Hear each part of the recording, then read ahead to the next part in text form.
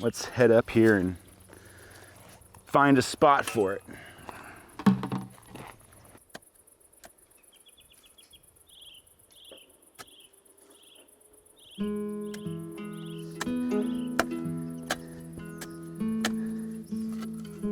My name is Parker Davis. I'm the Director of Communication and Outreach for Hahamungda Native Plant Nursery and the Rara Seiko Foundation. So currently we're growing about 7,000 plants for restoring the Hahamungda watershed basin. If you're gonna plant anything in your yard, you might as well plant one that's supposed to be there so that it can kind of contribute to the overall genetic diversity of that species plant population in its range that it's supposed to grow in. So we like to grow our native narrowleaf milkweed, which is frequently found growing wild in our San Gabriel Mountains and the transverse ranges. And it's a beautiful species of milkweed that produces a plant that is about on average about 4 feet tall and a couple feet wide.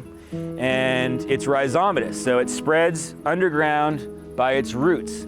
So when you get it into your garden if the plant's happy, you may have milkweed kind of popping up all over the place, which is a good problem to have, if you ask me. Like I said, you want to go kind of twice as deep and twice as wide as the plant you're planting. So I could go even a little wider than that, and I could go deeper, but actually the soil that's in there that's kind of propping it up has already been loosened up pretty well.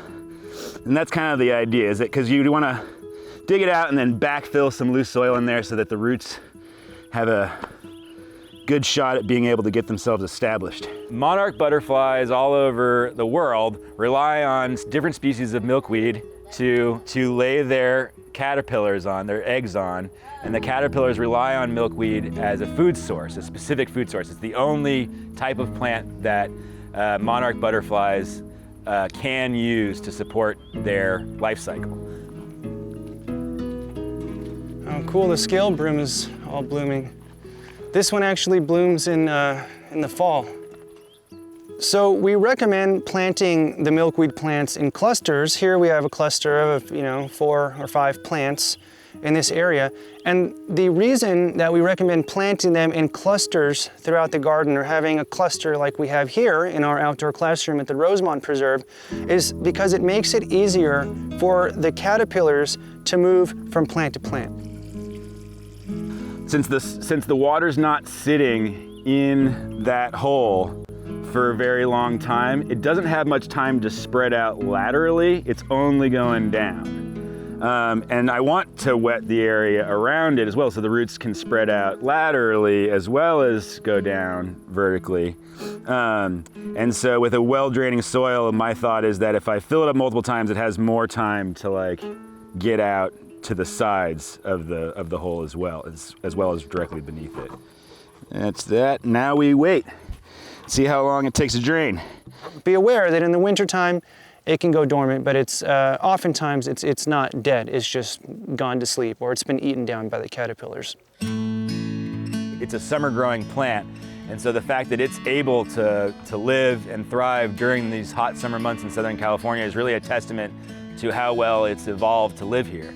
So now that we've got our soil prepared, moistened up real well, we're gonna pop out our plants. So we're just gonna put it right in the ground, and then we're gonna backfill it with some of that dirt that we pulled out from before. And I'm gonna be sure to leave enough on top so that I have a nice berm to hold the water in. You wanna bury the plant such that the root or the stem emerges from the soil right at level with the ground.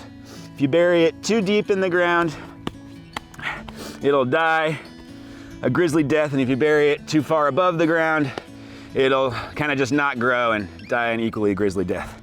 Now, if it's the winter time and we've been getting more rains, the plant is going to go dormant, and you don't have to water it as often. But especially when you're first establishing them, you definitely want to make sure you check that moisture level in the soil and give it those deep soaks, and then let it dry out, and then give it another deep soak, just to make sure that we get them through the hottest time of the year. So, and we wish the little milkweed baby luck, and wait for the butterflies. Thanks so much for having me, guys. Thank you, guys.